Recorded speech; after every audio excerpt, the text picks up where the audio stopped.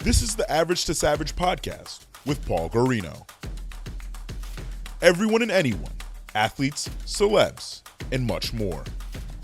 What's up, everybody? Welcome back to another episode of the Average Savage podcast. Our special guest today is Jordan Norwood. Jordan, how's it going? I'm doing well, doing great, man. How you doing, Paul? Good. Appreciate you coming on. Thanks for having me, man. I'm excited. Yeah, for sure. Let's just go back in time a little bit. What was like your first memory of playing football? Oh, man. Goodness, back in time for real. My first memory of playing football. So my dad's a college football coach, and he has been pretty much my whole life, just about. But my first memory is in Richmond, Virginia. I started playing flag football, and it's actually running out. So you know how in like youth football you'll run out of like a piece of paper, the team will run out like in a line of cheerleaders, and you'll run out in the middle. So we ran through the piece of paper, and I was in the back, and I tripped and fell and busted my mouth open on the like as somebody's cleat was kicking up. So that's my first memory. That's my first memory. A bloody lip. And then I saw on your Wikipedia page you were born in Hawaii. I was, yeah. So my dad played college football at University of Hawaii. My mom is born and raised Hawaii. All of our family's from there. And I was born in Hawaii. That's dope. So how long were you like there for? I was there till I was about 6 years old. Gotcha. Yeah. Have you gone back since? Yeah, we've been back quite a bit. Used to go back pretty much every year there for a while, but at this point I think it's been about 5 or 6 years since I've been back to Hawaii. So need to make that happen. That's dope. I always wanted to visit Hawaii. Never been there. I remember I did like a project in like I don't even know like the 6th grade or something about Hawaii. So I don't really remember it, but yeah, I did it. So yeah, It's a good spot. It's a good spot. Anyways, so then just tell me about your football career in terms of like recruiting process out of high school. So there wasn't a huge process for me. I was first of all, somebody that bounced around quite a bit in high school. So I went to high school in Texas and then in Pennsylvania. So that kind of affects your recruiting a little bit. But I was also like 5'9", 145 pounds my senior year of high school. So not heavily recruited. Also played basketball in high school, and we won a state championship in basketball in Pennsylvania. So I got some looks for basketball. And really, if I wouldn't have gone, I ended up going to Penn State. If I wouldn't have gone to Penn State, I would have went to Bucknell University and played football and basketball. That was probably my biggest opportunity. And then Penn State kind of came in late and, offered me the opportunity to do what's called gray shirting there for football. So I took that opportunity. Yeah, for sure. What was your time like at Penn State, like on and off the field? It was great, man. I mean, first of all, I got there, undersized and all that, and took a year for me to, put on some weight and muscle for me to even be able to get on the football field. But yeah, being a kid, my dad was on the coaching staff at the time. So I was, basically a local kid. I went to high school, my last couple years of high school, right down the street from Penn State. So already, kind of had a little friend group. A lot of kids from my high school also go to Penn State because of that proximity. But it was great. I mean, there's nothing like a Penn State football whiteout. 110,000 fans. There's also nothing like just going to school and being in a social environment with a lot of people that I went to high school with. So it was a pretty unique experience. All while having my parents right down the road too, if I needed a home cooked meal or some laundry or anything like that. Yeah, definitely. What was it like being coached by Joe Paterno, the legendary? Incredible, man. I mean, legendary is, there's probably a better word than legendary that we can find, because he's, I mean, just one of a kind, man. He just, not only from the coaching aspect, I mean, he was, all of 80 years old while I was, when I was there at Penn State, and he was, out on the field, every single practice, coaching people, hollering at people, doing his best to show people physically how, a certain technique needed to be done. But aside from that, just an incredibly personable person, somebody that cared a lot about individual humans, whether they were coaches or staff or football players, student athletes. He just cared a lot. And, actually my sophomore year or the end of my freshman year at Penn State, I came into Joe's office to ask him if he would let me play basketball, because I wanted to play basketball also at Penn State. And the basketball team invited me I was like an invited walk-on to play. And, I was scared. I thought Joe was going to like get mad at me and say, no way. But he was like, yeah, after this next football season, if your grades are still up, then go for it. I always thought that was pretty cool of him to react that way and to give me that, opportunity to play basketball, which I really wanted. Yeah, that's dope. I like when you were saying that, I was expecting him to say like, hell no. Right. Right. Wait, so did you end up doing that? Yeah. I ended up playing basketball at Penn State. Absolutely. After my sophomore football season, I went and played the basketball team. We weren't very good at basketball. Didn't win one game. By the time I got there, we didn't win one game. So I didn't contribute much, but Gotcha. I was out there. That's so cool. You could still say you were a two-sport athlete in college. Right, yeah. And yeah, going back to Joe Paterno, like as like a boss leader now, owner of an NFT company, like what have you taken from him from a leadership position? Yeah, there's quite a bit. I'll see if I can put some of it into words, but I would say how personable, like I mentioned, he is, and just how he remembered people and always took note. Like after conversations, he had a notepad. He was taking notes about the person, no matter who it was, that he just had a conversation with. And, he was intentional basically, about his relationships, which is something that I try to emulate. And then aside from that, or along with that, is the punctuality. There's something at Penn State, if we had a team meeting at 11 p.m.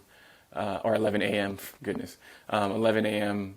The meeting was usually over by 11 a.m. We had to be there in the team meeting room, by 10:40, 10:45, and Joe would be there waiting for us, and we'd get started as soon as everybody was in the room, and we'd usually finish by 11. So it was really cool to experience punctuality in that way, and that's something I've tried to carry over too.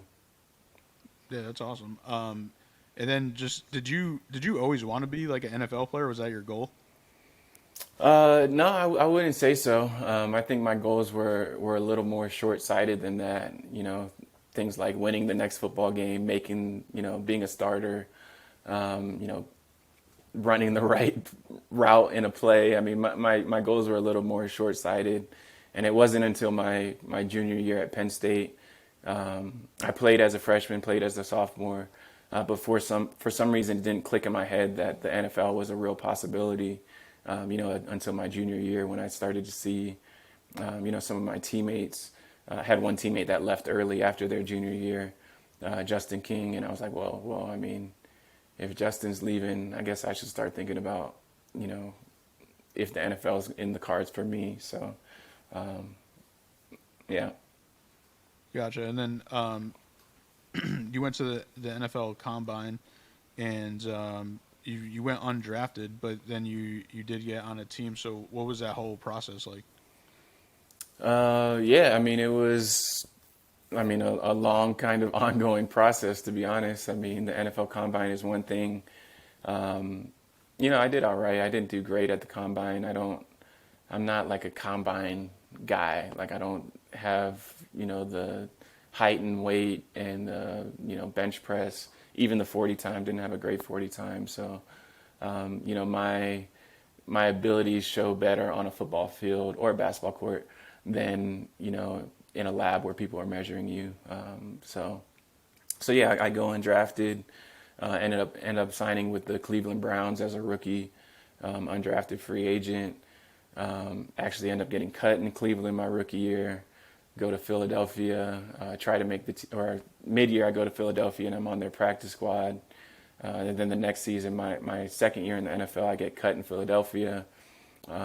So basically, without going too far into how much I was cut and re-signed and cut and re-signed, there's a lot of that. So when it comes to making a football team, it's not something that, you know, just happened once and, you know, then, you know, my NFL career was set or something. I had to make a football team every single year for each of the, you know, each of the 8 years I was, you know, trying to make it in the NFL. So, you know, really just an ongoing, you know, perseverance battle of trying to make football teams. Yeah, and then like, what were you like? So since you weren't like, say, quote unquote, like focused on making the NFL, like you were just kind of mentioned, like, did you have something that you were already working on too, like job wise or entrepreneurship wise? Well, I mean, I wasn't focused my first couple years in college. I would say by my junior year in college, I was, my track of mind was only on the NFL. I was an advertising major and graphic and did some graphic design. I didn't finish that degree, but in college also. So kind of it wasn't really a backup plan because there was no plan here, but you know, I did envision myself, you know, owning like a boutique advertising agency, you know, that did a lot of graphic design work for, you know, companies and brands. So that is something that I always kind of envisioned for myself at some point. Dope. Yeah, and then you played for the Broncos and you won Super Bowl 50 with Peyton Manning. What was that whole experience like, playing with Peyton Manning, winning the Super Bowl? Incredible. It was incredible, man. I mean, from being on you know, rosters that you know, never went to the playoffs, or you know, being on, you know, the Cleveland Browns for 3 years and not really having an opportunity to play much, first of all, but also not winning very many games, to then, you know, transition over to the Broncos and you know, somehow find myself in a you know, starting slot receiver position with the Broncos, winning games and obviously going to the Super Bowl and winning it, alongside, you know, players like Peyton Manning and Von Miller and DeMarcus Ware, and Demaryius Thomas, you know, is incredible. I mean, and, you know, off the field, getting to know those guys and befriend those guys, you know, is also something that I'll cherish, you know, for the rest of my life. Yeah, for sure. I mean, I feel like most pros that retire say they like the thing they miss the most is the camaraderie. Yeah, yeah. I mean, there's nothing like it, and I think another reason that they say that is because pro sports are grueling, man. I mean, it takes a lot of you know, physical time and energy, but also takes, you know, just a mental fortitude that I honestly don't really wish on anybody. It's a tough industry to survive in, and sometimes you're just doing that just surviving. So yeah, when I look back on my sports career, that's not the part I miss. I miss the locker room. I miss my teammates, and, you know, just some of the off the field memories that always bring me joy. Yeah, definitely. Who was the quarterback that threw your first touchdown? Oh man, my first touchdown was caught from Colt McCoy. So Colt McCoy in Cleveland threw me my first touchdown against at Cincinnati. Yeah. That's dope. I was kind of like testing you there. Yeah, no, I appreciate it. It's a good memory to retrieve. Yeah. Yeah, definitely. And then so you retired young, obviously, and what were before NFTs? Like, what were you doing? Yeah, before NFT, so I retired in 2017 from the NFL. At that point, I had just started kind of digging into a photography career. So even towards the end of my NFL career, I picked up a camera. My wife actually bought me a camera one year when I tore my ACL, and I got pretty heavy into photography. So I was like a guy that would bring my camera on road trips in the NFL. So when everybody's like in their suits and, you know, dressed real nice, about to get on the plane, they would say, "Hey, Jordan, can you take a couple pictures for me?" So I would take pictures of, you know, my teammates. I would hop on the plane, throw the memory card in my computer, you know, edit the pictures real quick, and send them off to, you know, all my teammates all before we took off. You know, in that like 15 minutes before we took off, so that my teammates could post their pictures on Instagram or whatever. So I was pretty heavy into photography, you know, as I transitioned out of the NFL. Also was into cryptocurrency at that point. You know, had already made some, you know, investments and started to learn what it looked like to trade cryptocurrency there back in 2016, 17. And, you know, I think those kind of two, you know, the creative outlet with graphic design, photo editing, and photography, along with, you know, the growing knowledge of blockchain and cryptocurrencies, you know, obviously kind of led me into NFTs and Web3 as we know it now. Yeah, obviously, since I know you a little bit, it all adds up in my head and it Sure. makes sense. Um, that's dope that you were doing that too, because I'm sure you know, like that's a huge thing now. The photos, the walk-in photos are like Right. literally like that's like someone's whole job now, apparently. Right. Uh, so you were kind of doing that before anyone was doing that, so that's dope. All right, so tell me, going into the NFT journey, tell me a little bit about how you got into NFTs, and then tell me what your first NFT purchase was. Yeah. So yeah, basically, I mean, I basically got into NFTs. I mean, most tangibly from my older brother, who's a professional athlete, plays basketball overseas. You know, he kind of started, you know, telling me a little bit more about NFTs back in 2000, late 2020, early 2021.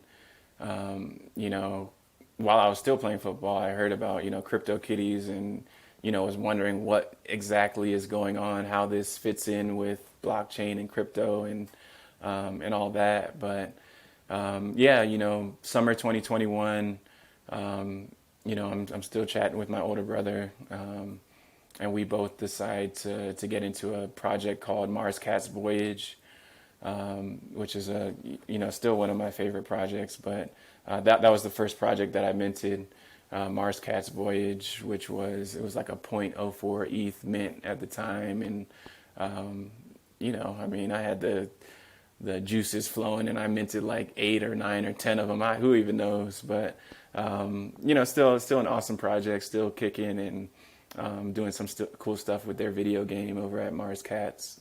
So that was my first project, and you know, soon after that, I minted the humanoids, and you know, maybe a couple other projects before going, you know, headfirst into the Whitelist Aces, which is the project that I founded, and you know, stopped really having time for much else after that.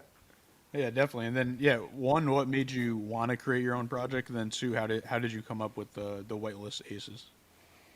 Yeah, so I mean, in terms of wanting to create my own project, I mean, just super into the space.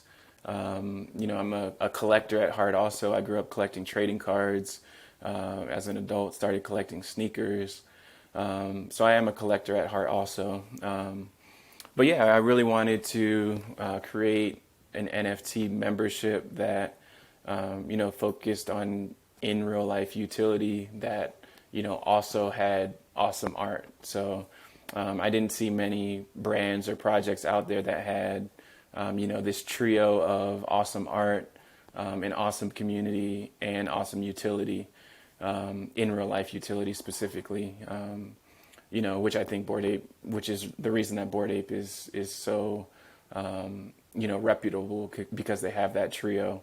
You know, I saw a lot of projects that had great art, but no utility, or you know, a great community and cool utility, but the art was kind of like so. So it was really just trying to create this brand and project that had those three things.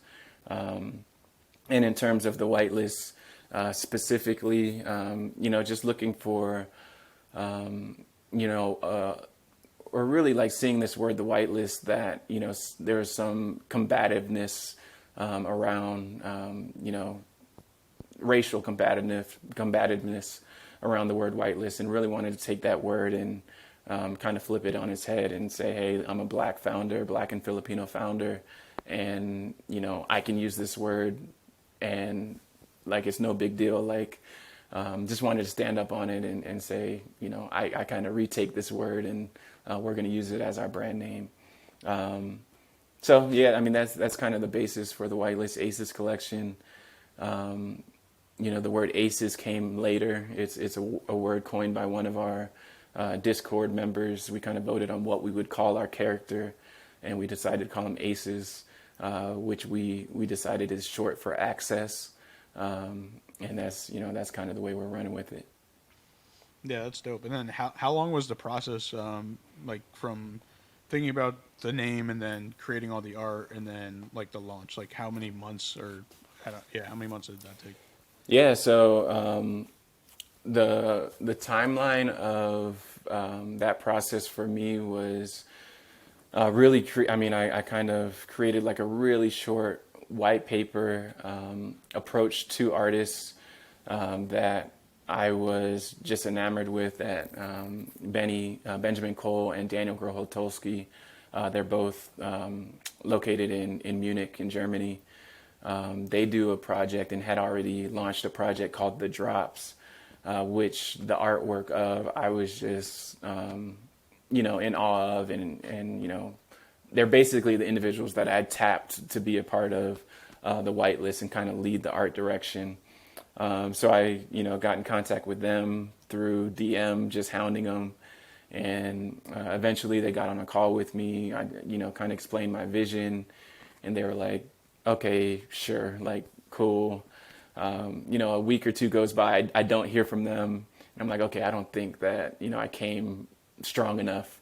And so I put together like this 25-page white paper, basically, that was put together really nicely, you know, used as much of my graphic design skills as I could, you know, got them back on a call, and they were like, okay, we see the vision now, you know, we're in.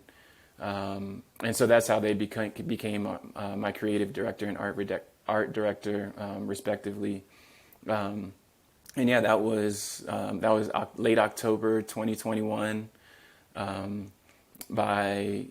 By about, you know, December 1st, 2021, we had a lot of the artwork, you know, decided on, not quite created, but decided on. So much learning that had to happen. So much time and money that I didn't realize needed to be spent to accomplish something like this. But in all, it was, you know, about a 4-month process, 3-month process. We minted on January 31st, 2022. So that's about, you know, 4 months from conception to, you know, having all the NFTs ready and the smart contract ready and going to mint. Yeah, I mean, I would say that's pretty fast. It was really fast. And in terms of like the people that don't know, like Web3 and whatever you want to call this NFT world, like everything moves extremely fast. So that's also just like a crazy thing. So how long didn't you guys sold out in like 24 hours or 48 hours? Less than that. So we had a pre-sale whitelist sale that was 12 hours long. And so 12 hours of whitelist sale, which sold about 65% of our 10,000 piece collection. And then when we opened it up to the public sale at the end of that, it sold the remaining, you know, whatever, 35% or so sold out in about 3 or 4 minutes. So if we're looking at public sale, we sold out in like 5 minutes. But, you know, with the whitelist sale there, it took about 12 hours. So. Yeah, that's awesome. And then what was like the road? Say like what was your roadmap like originally, and then how much has it like changed since? Yeah, I mean, so the roadmap originally was, you know, focused on in real life sporting events and opportunities, as well as travel events, or not travel events, but travel opportunities, whether it be lodging or airfare, those sorts of things. All opportunities focused at people coming together in real life, and spending time together, right? The days and weeks following Mint are just straight up chaos, with people that I have no idea who they are, complaining about, why hasn't this NFT doubled in price, in value immediately.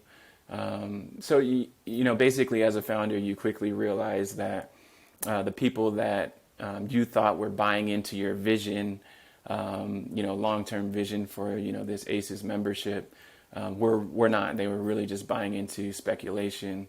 And when you didn't, fulfill their speculative desires, they're looking for an exit at any cost. So, anyways, in terms of how the roadmap has shifted, it hasn't really shifted a whole lot. Some of the ways we execute it has shifted.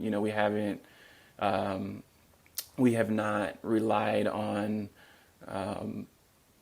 the opinion of, some random person in some random part of the world that isn't really interested in the utility of this project.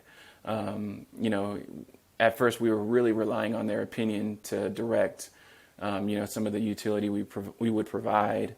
But when we, quickly learned that they didn't really care about the utility, so far as to say it increased the floor price. For example, we started to kind of take the project back into, and by our I mean myself and, my teammates' vision, and really start to, hone in on, those sporting events and travel opportunities, and kind of get back to the root of all that. Yeah, definitely. It's definitely an interesting world and journey as I experience it too. Obviously, working for MetaFans and things like that, and just, it's just a lot of a weird thing. Like one person, it might just be like one person that says like X, and then but like the majority of people say that, and then that one person's not happy. But basically, in the end, just like in life in general, you can't make everybody happy. Absolutely, it is a great phrase to live by. Yeah, definitely. And then tell me a little bit about how you guys acquired the Big Three team Power, and then how did I think you guys did a vote, correct, with the community? Yeah, I mean we vote on a lot of things, and we're definitely voting on a lot of things there. Last spring, as we had this community wallet, and we were watching the value of ETH plummet. So we're like, what can we put this community, these funds into? So we voted on things like buying a Bored Ape, which we didn't do, buying a CloneX, which we did do. And one of the things that was pretty early on in our ethos and kind of desires was owning a sports franchise. We always said how cool would it be if we could own a piece of a team, and we thought that would be something that was 5 years off down the road. We would maybe be able to scrounge up enough cash to be a minority owner in an NBA team or NFL team or something, or MLS team even. But this opportunity presented itself with the Big Three. They started launching what they call their Fire Tier NFTs, which represent ownership in their teams. And we saw Snoop Dogg, press release come out that Snoop Dogg's bought a team. A couple of days later, a press release comes out that Gary Vee buys a team. Then Kraus House DAO, then the Moonbirds, then there's a group of Basie Bored Ape holders that bought a team. So we're just trying to get in. I have a couple friends that play in the Big Three, so I tap them and hey, who can I contact at the Big Three to kick the tires on the Whitelist Aces, purchasing the necessary NFTs for ownership. And we went back and forth a few times. We felt like the deal was lost a couple times, and this is all over the course of 2 weeks. But yeah, we found our way in, and a big portion of that deal was finalized with our Whitelist Aces community wallet. And then, we had to piece together a little bit more of the funding. So that came from me personally, a couple other investors, and we were able to piece together enough, cash to be able to acquire the power, which we're super happy about and excited about. So. Yeah, I mean, one, I've been following the Big Three, and I think it's like a cool concept, bringing old players and new players, and like maybe players from overseas into the fold, and like old player, and then like the managers and things like that. Like Nancy Lieberman is your guys's, so that's like cool. And then you guys went. I think the Power won before too, the championship. Yeah, the Power won. I think it was in the second season. Power won the championship. Then we went back to the championship this year and lost to Trilogy. And I mean, but it was just an incredible opportunity and exciting experience to say the least. To have a way for our NFT community and membership to get together and kind of rally behind a team and. Acquiring that team early in the summer, literally a week before the season started, was cool and all, but, we didn't really have an opportunity to make the team our own or, monetize any of the exposure that the team gets. Because the Big Three gets, incredible viewership on CBS, and they just renewed their deal with CBS. So, they get like 500,000 to over 1 million people were watching our Big Three championship game. So there's big opportunity there, from a sponsorship, endorsement, branding perspective, that we're really looking to take advantage of this upcoming season. So do the players stay on the team, or they get redrafted in the pool? Both. So there's a couple of players that are deemed captains and co-captains that we have the chance to retain on a yearly basis, and then there's 5 players on a team total. The other 2 or 3 players get put back into the draft pool, or not the draft pool, but I'll call it the free agent pool, and we have the opportunity to add from that pool to the remainder of our roster. Gotcha. So that's going to be cool this offseason then. Yeah, we'll see, man. We'll see what guys aren't on NBA rosters. Right? I know the name Dwight Howard is getting kicked around a bit. Like, it'll be really cool and interesting to be a part of. Yeah, for sure. Are you gonna do that voting style as well? Yeah, we'll see. Another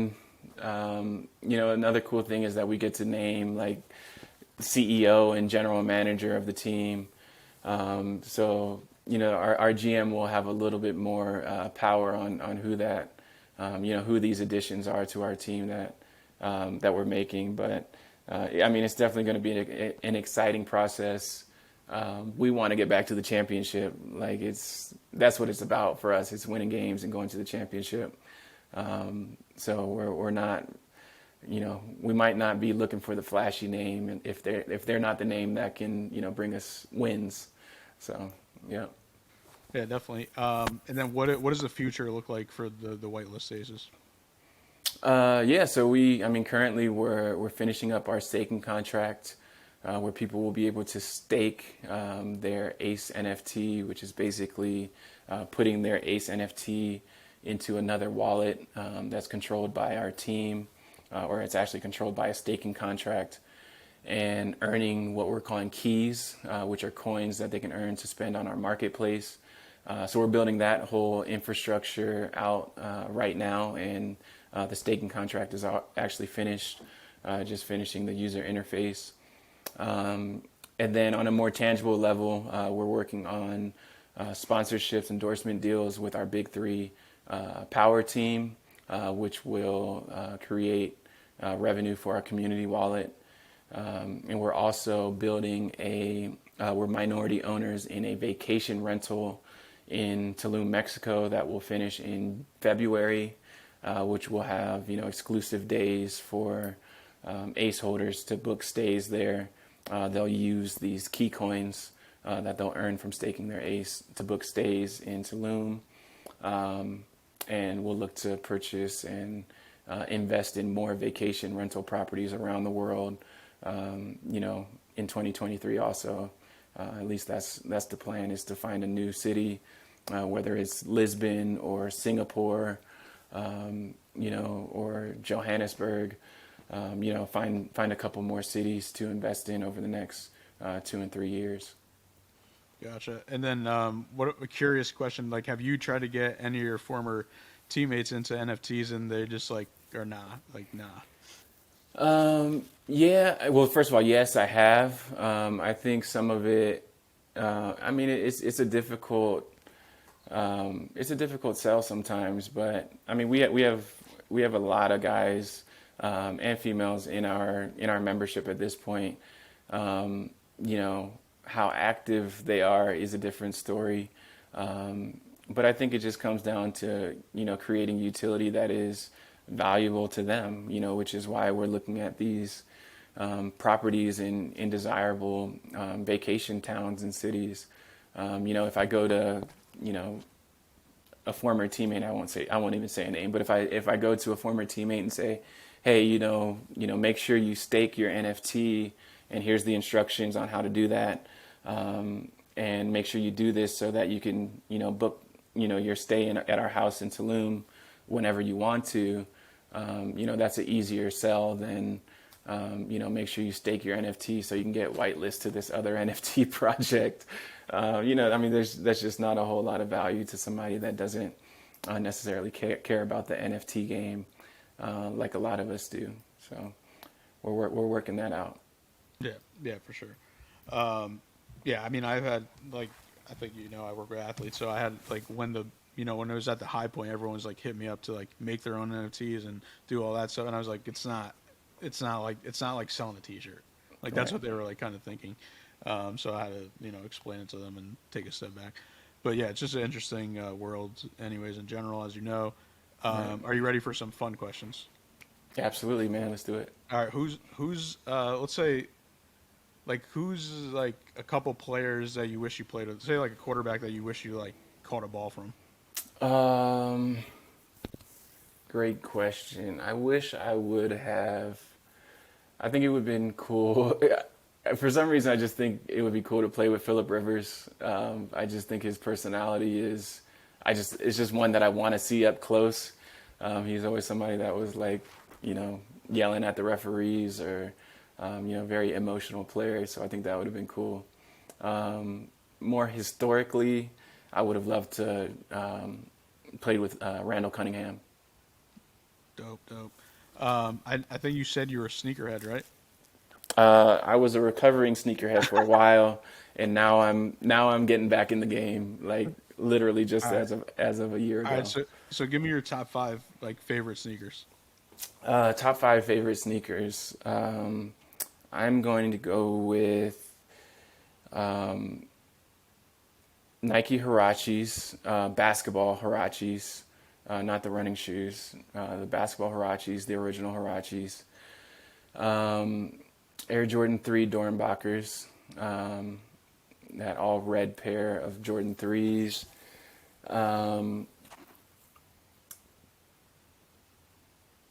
Let's go with cool gray 11s, Air Jordan 11s, cool gray. My number 1 pair of shoes is steel gray Air Jordan 10s. Those are my first pair of Jordans were 10s back when I was probably like in 4th grade. And last pair of sneakers to round out a top 5 would be, I'm gonna go with Kobe's Crazy 8s, a pair that I never have had, but I would love Adidas ones, right? Adidas Crazy 8s, yeah. All right. So that's dope. I like Jordan 5s and 1s, and I just got I've been wanting them. The LeBron Retro 2s just came out, so I just picked up those. That's a great pair of shoes too. Like, I think those are the most ones that are like look like you could actually wear instead of not, because like all the basketball shoes are like actually performance shoes now instead of like right sneakers. Yeah, casual sneakers. Yeah, so I'm excited to wear those there. I got them in the navy blue and white, so I'm a Yankees fan, so Nice, I man. gotta get those. Yeah, I did have those back in the day. All right. Got rid of them. Yeah. uh, last question. What's your favorite like cheat meal? Cheap meal? Yeah. Um, let's go with. I mean, is ramen noodles a cheap meal? I think so. Yeah, I think instant ramen. I like ramen, but the cheap meal version is just instant ramen. Um, so that's what I'm gonna go with. Oh no. Oh, you thought I said cheap. I said cheat meal. Cheat. Like your Cheat? yeah. Oh, Yeah. well, I guess they were kind of one and the same for me. But cheat meal, I'm like a Five Guys burgers and fries. That greasy paper bag just does something for me. All right, you gotcha. Well, Jordan, I appreciate you coming on. Could you let the listeners know where they can follow you at? Yeah, you can follow me at Jordan Orwood that's Twitter and Instagram. That's JordanOrwood. And you can follow the Whitelist on Instagram at thewhitelist.io. We're actually about to change our branding to the Aces, so that might change here pretty quickly. But the whitelist.io on Instagram and the whitelist.io on Twitter.